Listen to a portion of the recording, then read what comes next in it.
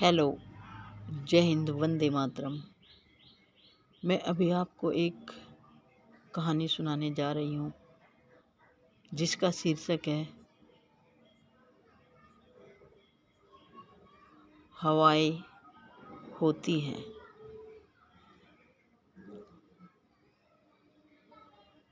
एक बार की बात है,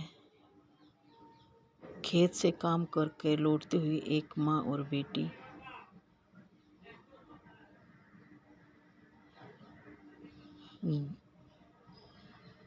खेत के रास्ते से गांव में घर के पास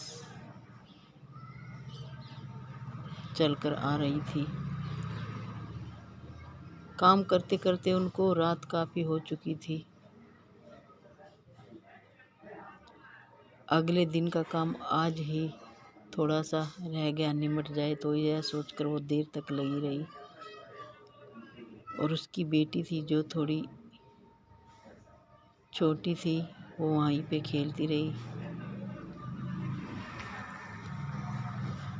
वह औरत जल्दी जल्दी कदम रख रही थी तो पास में ही एक शमशान पड़ता था। शमशान का मतलब होता है मरे हुए लोगों का घर। वो हर समय यही ताक में रहते हैं कि कब हमें कोई ना कोई मिले। ऐसे ही जब वो औरत वहाँ से गुजर रही थी तो तेज़ी से हवा चल रही थी पहले से ही, और उसकी सर की ओढ़नी उड़कर शमशान में चली गई।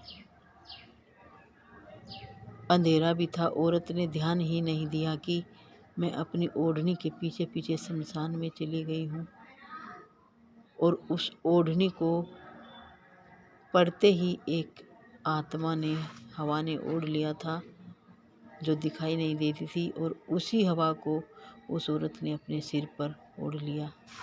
वह ओढ़कर अपने घर आ गई। घर आई तो सारा काम बिखरा पड़ा था। वह एक एक करके काम निपटाने लगी और अपनी छोटी बेटी को उसने कुछ खिला पिलाकर सुला दिया। जब उसका पति उसके पास आया और कहने लगा कि खाना बन गया, डाल दो, तो वो एकदम से आग बबूला होकर चिल्लाने लगी और बोली, मैं तुम्हारे खाना बनाने वाली हूँ, तुम खाना बनाओगे। पति डर गया। उसने सोचा ऐसा तो उसने कभी नहीं किया आज तक, और आज कैसे बोल रही है। दूसरे कमरे में उसकी बूढ़ी माँ लेटी हुई थी। वो उसके पास गया और बोला, माँ आज ऐसे ऐसे हुआ, आपकी बहू ने ये कहा। तो यह बताते हैं उसकी बूढ़ी माँ सोचने लगी कि बहू तो हवा की चपेट में आ गई है।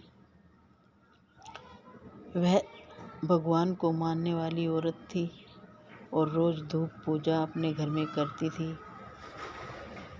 जैसे ही उसने अपनी धूप पूजा की विभूति उस बहू को लगाई, वह झटके में ही ठीक होके बैठ गई और वह हवा वापस शमशान में चली गई। तो वह बहू बोली, माँ क्या हो गया था, अभी तक मैं क्या कर रही थी, मैंने खाना भी नहीं बनाया।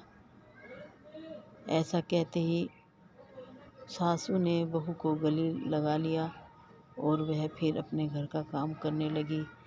इस कहानी का मेरा बताने का मतलब यह है कि कभी भी हमें गैर समय में अपने घर से बाहर किसी भी काम के लिए नहीं जाना चाहिए, क्योंकि जो गैर समय होता है वह ना दिखने वाली शक्तियों का होता है।